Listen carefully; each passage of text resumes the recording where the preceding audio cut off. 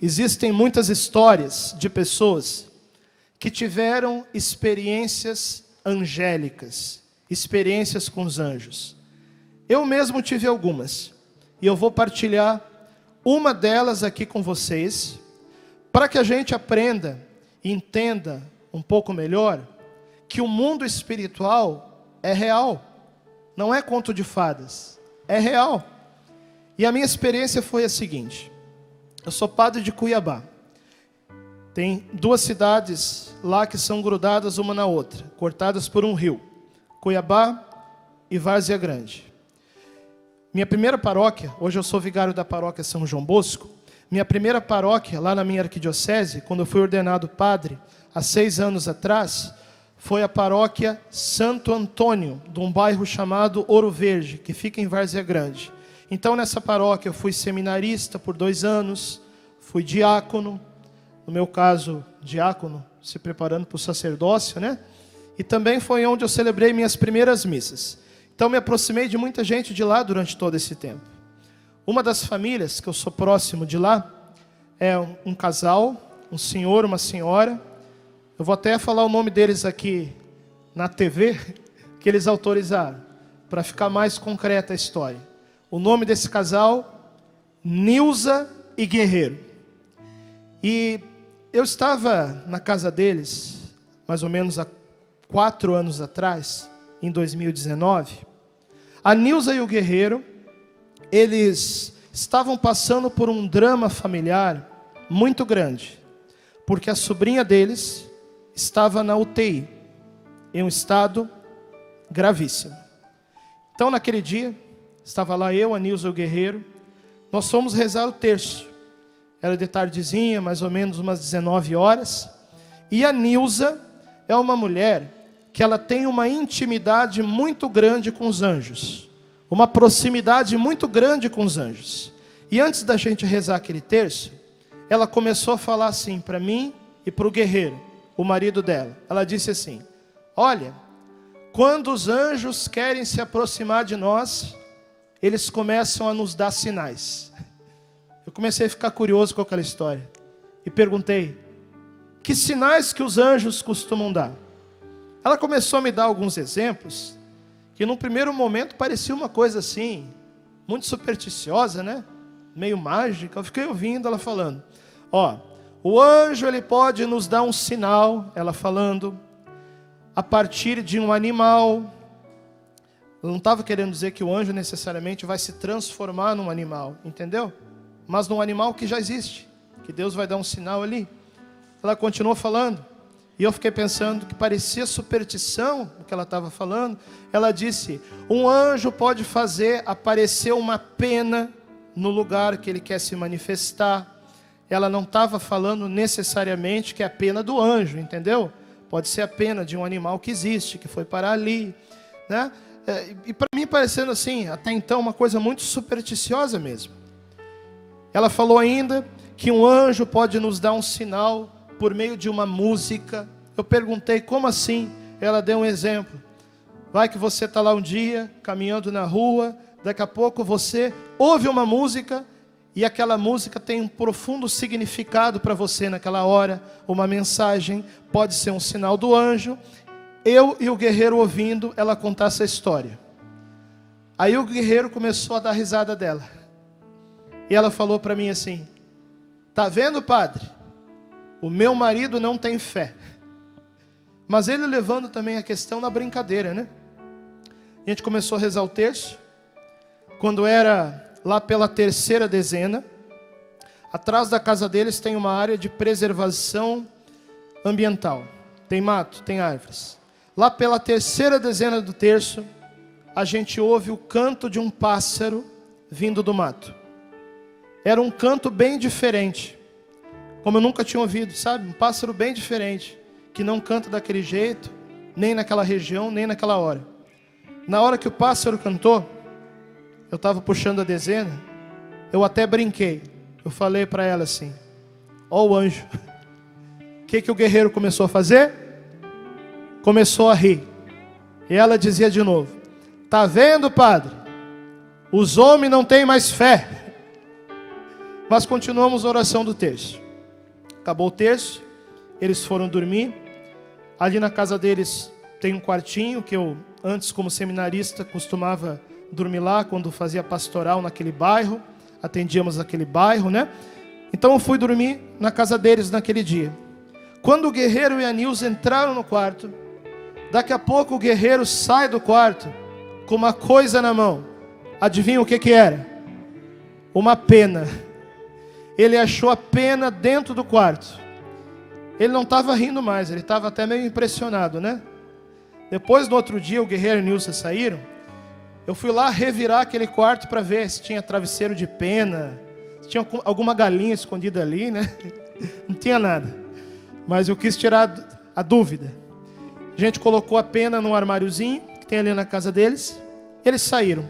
Outro dia de manhã, eu estava com a pena na mão, tentando analisar aquela situação. Sabe? Porque eu creio profundamente no mundo sobrenatural. Mas eu também sou bastante crítico, bastante racional em pensar as coisas. E eu fiquei olhando para aquela pena, pensando se realmente era um sinal do anjo ou não. Quando eu me dei por conta, aquela pena já não estava mais na minha mão. Aí eu pensei assim, o que aconteceu? Caiu? Só que eu estava num quarto, tinha só uma porta, não tinha tapete, não tinha cadeira, não tinha mesa. E eu comecei, meu Deus do céu, eu não posso perder essa pena, eu tenho que achar esse negócio, eu vou mandar isso aqui para uma investigação científica para ver se eu descubro de onde é que saiu essa pena. Não achei a pena. Fiquei pensando, o que houve com ela? Não tem aqui para onde ela ter caído. Sumiu, desmaterializou, nunca mais achei aquela pena. A Nilza e o Guerreiro chegaram em casa, eu contei para eles que eu não achei mais a pena, que estava na minha mão. O Guerreiro, bastante impressionado com a situação, não estava mais rindo. E nós começamos a fazer uma oração para tentar entender o que os anjos queriam nos dizer com aquela situação. Lembra que eu disse que a sobrinha dele estava no hospital, na UTI? Enquanto a gente começou a fazer aquela oração, tocou o telefone da Nilza, uma ligação da família, e tinha uma notícia do hospital. A menina havia falecido. Foi um momento de choque para nós, naquela hora. A gente nem pensou mais em pena de anjo, em canto de pássaro, porque ficamos chocados com a notícia, né? Por mais que fosse um caso grave, quando a gente recebe a notícia assim de alguém próximo, a gente sempre se choca, sim ou não? Aí o Guerreiro e a Nilza começaram a ajudar a família ali, organizar a questão do velório. Eu tinha que resolver umas coisas em Cuiabá, depois eu voltaria em Várzea Grande para o velório e tal, né? Aí, enquanto começou a organizar tudo isso, a Nilza pediu que eu desse carona, eu estava de carro, que eu desse carona para ela até a casa da avó da menina. Tranquilo. Fui dar carona para ela. Quando está no meio do caminho, a Nilza olha para mim e fala assim: ah, padre, já que o senhor está aqui, o senhor dá a notícia. Eu, pronto. Padre é tudo, né? Tá bom. Não sabia como dar notícia. Comecei a pedir inspiração para o meu anjo da guarda. Cheguei na casa da avó da menina. Disse para ela assim: senta aqui do meu lado, né? Ela sentou. A gente sentou naquele sofá. Eu olhei para ela e perguntei assim: a senhora acredita nos anjos? Ela respondeu: acredito. Depois, quando ela foi contar sobre isso para outras pessoas, ela disse que parecia um conto de fadas o que eu estava falando, né? Porque também foi uma forma que acabou sendo suave para ela, entende? Eu perguntei para ela: a senhora acredita nos anjos? Ela disse: acredito. Aí eu disse para ela: então eu vou contar uma história para a senhora. Ontem, eu, o Guerreiro e a Nilza, a gente fez uma oração pela sua neta e a gente rezou para os anjos. E ela escutando. Aí eu falei para ela assim: e hoje os anjos vieram buscá-la.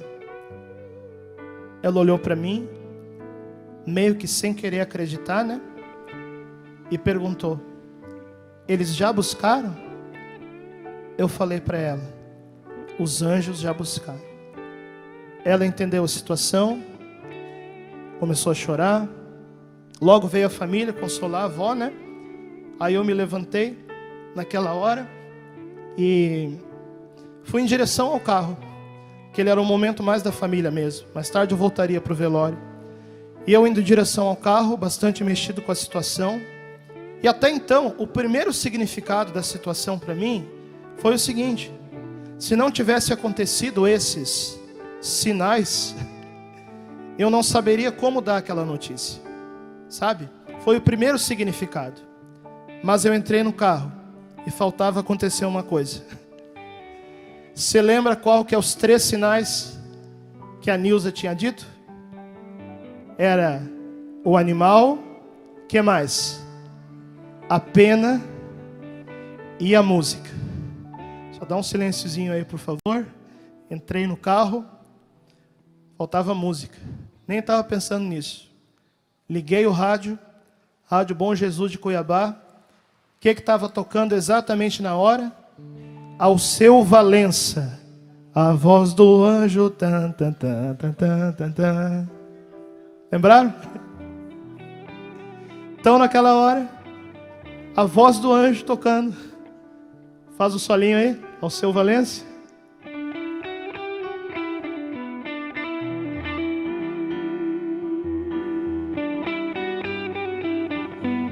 Era o sinal que faltava. Tinha tido o animal, tinha tido a pena, tinha tido a voz do anjo na música. E para mim aquilo foi uma confirmação de que as 3 coisas junto, em menos de 24 horas, é muita coincidência. Sim ou não? Então eu entendi que houve ali uma manifestação angélica. Depois eu procurei o meu amigo, o professor Rafael Brito, que escreve sobre o segredo dos anjos. Quem conhece ele, levanta a mão. E perguntei também qual que era o entendimento dele da situação, né? O discernimento dele foi o seguinte: o anjo da guarda da menina entrou em contato com o meu anjo da guarda para que naquele dia a gente fizesse uma grande rede de oração pela salvação da alma dela, para que ela ganhasse o céu. Olha, se fosse só o animal, eu teria tendência de negar. Se fosse só a pena, eu teria tendência de negar. Se fosse só a música, eu teria tendência de negar. Mas eu não sou maluco também, eu acreditei.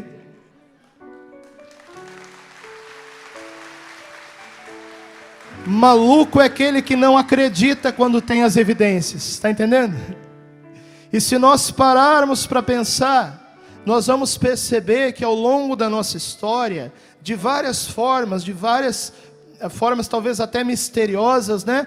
Deus também se manifesta a nós. E eu contei essa história para você, para que você tenha certeza que você tem um anjo da guarda, o mundo angélico existe, o mundo angélico é real, não é um conto de fadas. O Brasil tem um anjo, que é o anjo da guarda do Brasil, e nós precisamos entrar em intimidade com os nossos anjos, para rezar pela nossa salvação, pela salvação da sua família, e para nós rezarmos pelo nosso país, nesses tempos de purificação que nós estamos vivendo. Vamos fazer isso agora?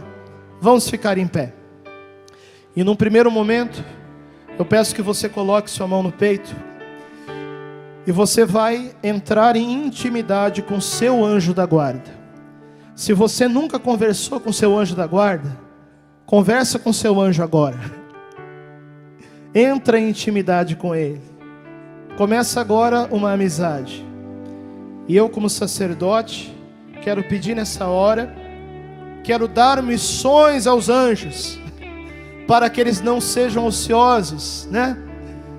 Quero pedir nessa hora, que os anjos da guarda, das pessoas que estão aqui nesse rincão, das pessoas que estão agora acompanhando a nossa transmissão, pela televisão, pela rádio, pela internet, que os anjos venham em nosso favor, que os anjos sejam agora esses ministros da graça na nossa vida.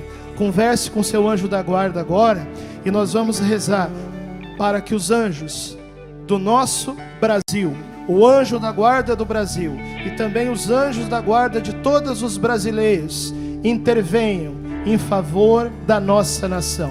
Vamos cantar invocando a presença dos anjos? Manda teus anjos sobre nós e abençoa todos que esperam em vós. Manda teus anjos para nos ensinar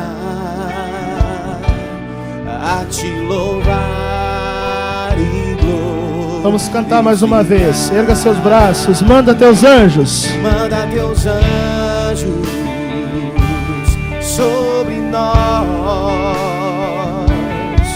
e abençoa todos que esperam em vós. Manda teus anjos para nos ensinar a te louvar e glorificar. Envia também teu Espírito de paz e amor. O meu coração tem sede do meu Criador. Envia, Senhor, os teus anjos para nos resgatar, para nos proteger de todo mal, para nos guiar sem. Ergue teus braços, irmão, e pede, manda, Senhor. Manda teus anjos sobre nós, e abençoa todos que esperam em vós.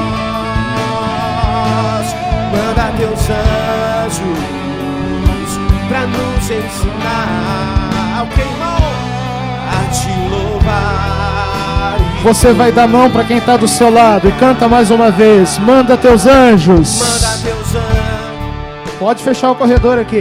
Sobre nós. Pode dar mão para quem está do seu lado. Nós vamos orar pelo nosso país. E abençoa todos que. Manda, Senhor, manda teus anjos a te louvar e glorificar. Feche seus olhos, aperta bem forte a mão da pessoa que está do seu lado. E nós vamos agora orar aos anjos do Brasil. Nós vamos agora orar para os anjos do Brasil, para que eles venham em socorro da nossa nação. O Ministério de Música vai segurar em 2 acordes para que o nosso canto possa fluir. Você que ora no Espírito, você vai orar agora dessa forma angélica. Se você não ora em línguas, vá pedindo no seu íntimo para seu anjo, para que os anjos dessa nação se levantem contra todos os anjos das trevas que querem destruir o Brasil. Levanta bem alto a mão do seu irmão. Isso. Aperta bem forte, vá orando.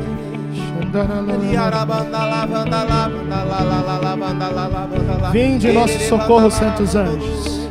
Vinde nosso socorro, São Rafael, São Gabriel, São Miguel, e libertem a nossa nação de todo o poder das trevas.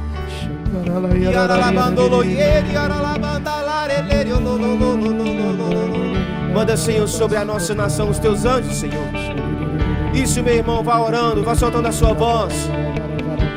Guarda, Senhor, os nossos, Senhor. Manda os teus anjos, Senhor, sobre todos os recantos desse país. Seja agora, meu irmão, seja agora, minha irmã, o intercessor agora. Vá pedindo, pega os teus braços o mais alto que você puder. E vá pedindo agora que os anjos do Senhor acampem sobre o nosso país.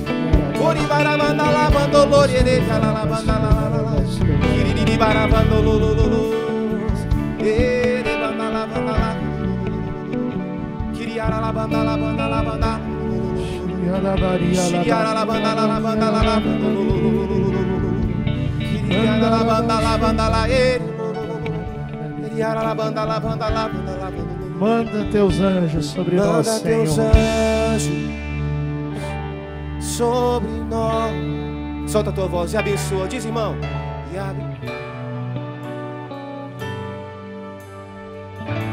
Manda, Senhor, manda Deus nos ensinar a te louvar e glorificar. Para terminar, manda teus anjos. Manda Deus. Quero ouvir sua voz. Vai.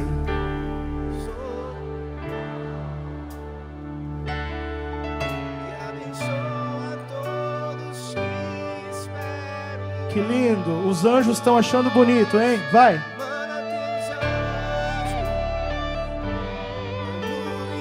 Existe uma multidão de anjos aqui. A te louvar e glorificar. Manda, Senhor, manda teus anjos sobre nós. E os anjos vão pela televisão. E os anjos vão pelas ondas da rádio. E os anjos vão pela internet. Vinde, santos anjos, em nosso socorro. Libertem o Brasil.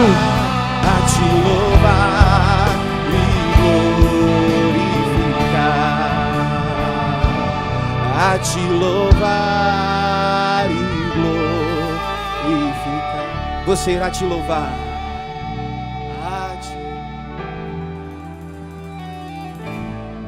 Uma grande salva de palmas para os nossos anjos que estão repletos nesse lugar e que vão nos ajudar a viver essa Eucaristia.